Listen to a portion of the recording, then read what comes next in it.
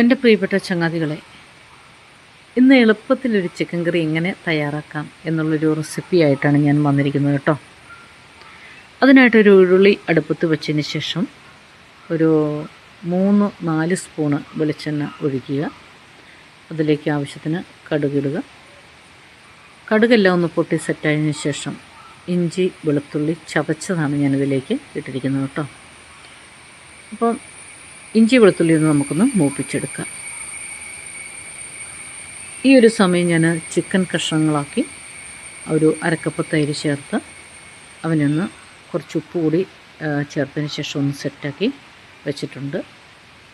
നമ്മളോട് ചിക്കൻ വറക്കാതെയാണ് കേട്ടോ കറി വെക്കുന്നത്. ഒരു 3-4 പച്ചമുളക് കീറിയത്, ഒരു 3 സബോള, ഇവനെ എല്ലാം കൂടി ഇട്ട് നന്നായിട്ടൊന്ന് വഴറ്റിയെടുക്കാം.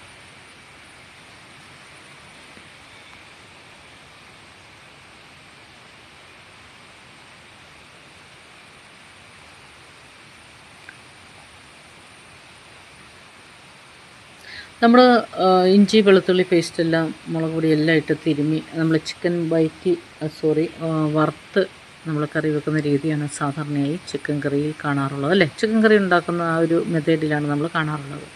പക്ഷേ ഇത് മറ്റൊരു എളുപ്പത്തിൽ എങ്ങനെ ഉണ്ടാക്കുക എന്നുള്ള രീതിയിലാണ് ഞാനിപ്പോൾ ഇവിടെ തയ്യാറാക്കിയിരിക്കുന്നത്.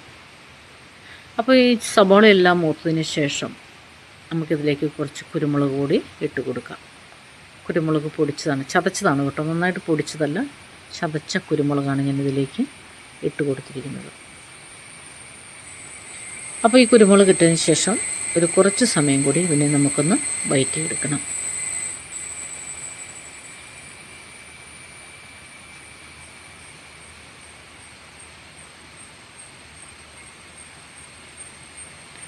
ഇനി ഇതിലേക്കൊരു തക്കാളി ചെറുതായിട്ട് അരിഞ്ഞത് ഇട്ട് കൊടുക്കാം.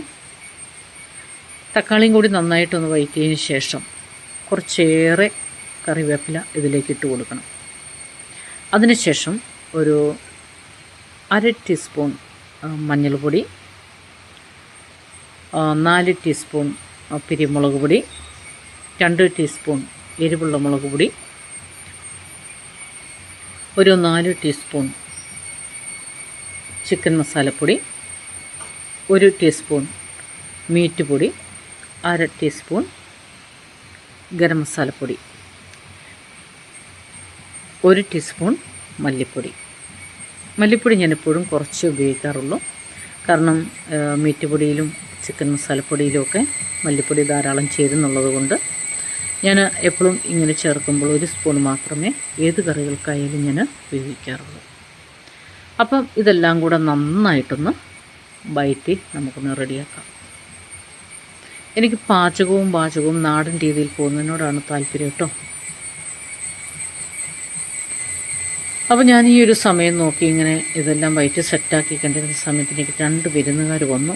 അപ്പം ഞാൻ ചെറുതായിട്ടൊന്ന് തീ കുറച്ചതിന് ശേഷം അവരോടൊന്ന് സംസാരിക്കാനായിട്ട് ഓടി. ആ സമയത്ത് ഈ ചട്ടിയുടെ മൂട്ടിലൊരു ചെറുതായിട്ടൊരു വങ്ങൽ കയറിയിട്ടുണ്ട്. അത് നമ്മൾ നോക്കരുത് അല്ലേ.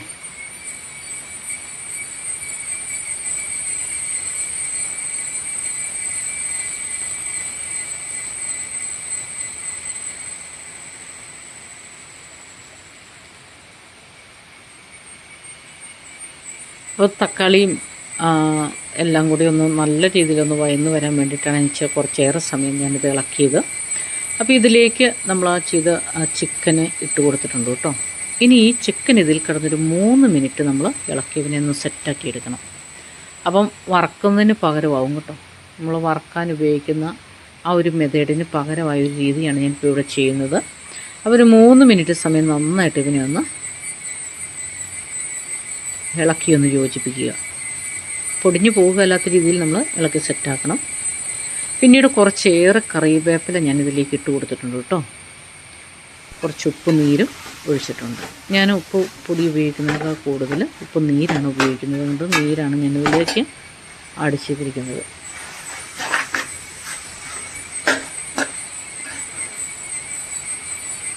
അപ്പോൾ ഇങ്ങനെ ഒരു 3 മിനിറ്റ് സമയത്തോളം നമ്മളിതിനെ ഒന്ന് സെറ്റാക്കി എടുക്കണം.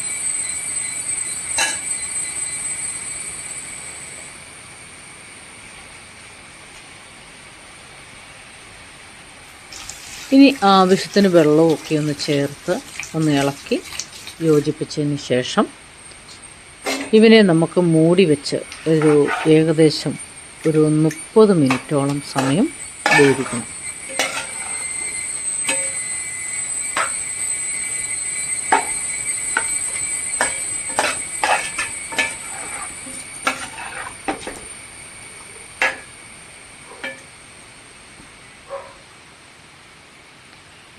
അപ്പോൾ നമുക്ക് ഇത് മൂടി വെച്ച് വേവിക്കാനായിട്ട് വെക്കാം കേട്ടോ.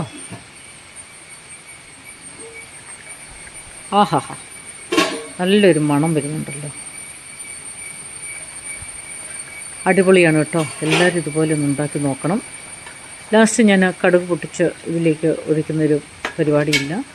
ഒരു 3-4 തണ്ട് പച്ചക്കറിവേപ്പിലയാണ് ഇതിലേക്ക് ഞാൻ ഇടുന്നത്. അതിനുശേഷം ഒരു 3 മിനിറ്റ് സമയത്തോളം നമ്മൾ ആ ചൂടോടെ തന്നെ ഒന്ന് മൂടി വെക്കുക. എന്നിട്ട് എടുത്ത് ഉപയോഗിക്കുക. അടിപൊളി കറി കേട്ടോ. എല്ലാവരും ഇതുപോലെ ഒന്ന് ഉണ്ടാക്കി നോക്കണേ.